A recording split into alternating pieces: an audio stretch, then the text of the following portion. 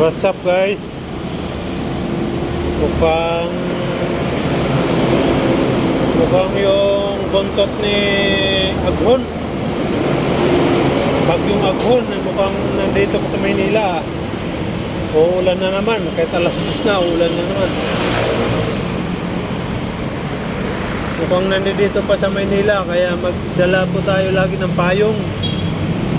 Mag-ingat po tayo sa mga inaapakan natin, baka madudulas yan. Ha? Yung mga customer ni Foodpanda, lagi po kayo mag-iingat. Kasi pag wala po kayo, mga customer ni Panda, walang Foodpanda, walang rider.